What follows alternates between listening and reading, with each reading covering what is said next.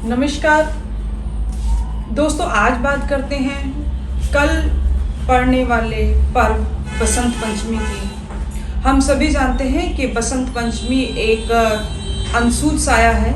इसका मुहूर्त निकालने की जरूरत नहीं होती। जैसा कि सर्वविदित है कि एक वर्ष में 5 ऐसे मुहूर्त आते हैं कि जिनमें कोई भी शुभ कार्य किया जा सकता है।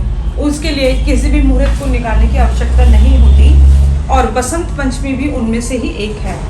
तो आइए इस बार बसंत पंचमी पर कुछ छोटे उपाय करें जिससे कष्टों से निवारण हो, लक्ष्मी जी की प्राप्ति हो, आयु, बल, विद्या बढ़े, किसी भी तरह का रोग हो उसका नाश हो, शत्रु पीड़ा हो तो उनका नाश हो। और एक सबसे बड़ी बात जो मैं आपसे शेयर करना चाहती हूँ, बहुत सारे ग्रंथों में लिखा गया है और ये एक सर्वविदित है, सबने बहुत बार इसको आजमाया है और सही पाया है कि अगर किसी भी कन्या की कुंडली में किसी भी तरह का दोष है, नाड़ी दोष आ रहा है, अगर मिलान में नाड़ी दोष है, मांगलिक दोष है या किसी भी तरह का दोष है, यदि या विधवा दोष है, यदि उस कन्या का विवाह बसंत पंचमी पर किया जाता है तो ये विश्वास मानिए कि वो कन्या कभी भी विधवा नहीं होगी, कभी भी उसके पति की मृत्यु उससे पहले नहीं होगी।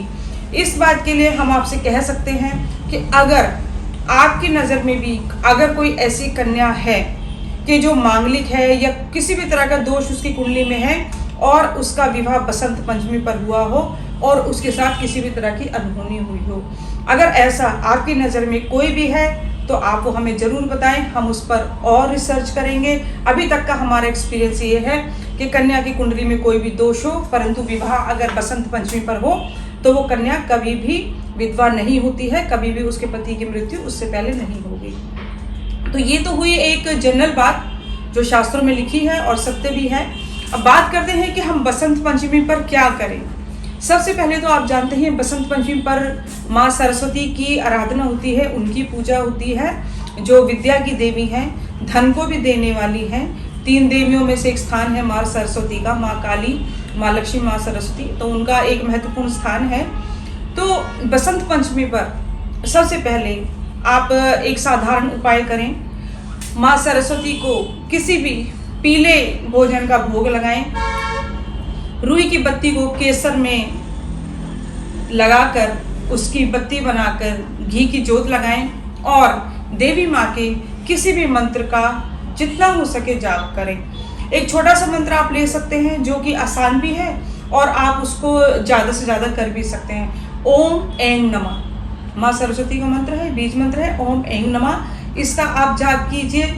और साथ में अगर आपको लक्ष्मी प्राप्ति की जरूरत है तो आप श्री सूक्तम के कम से कम 21 पाठ करें।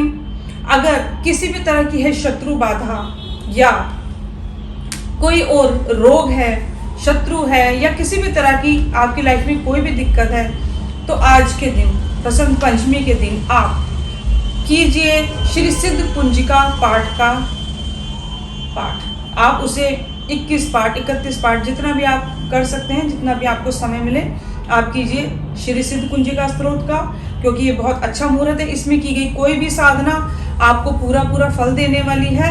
तो इस दिन का जितना हो सके उसका उपयोग करें और जो भी आप कर सकें उस दिन पूरा करें। माँ को आप पीले रंग का भोग लगाइए और आप ये कीजिए।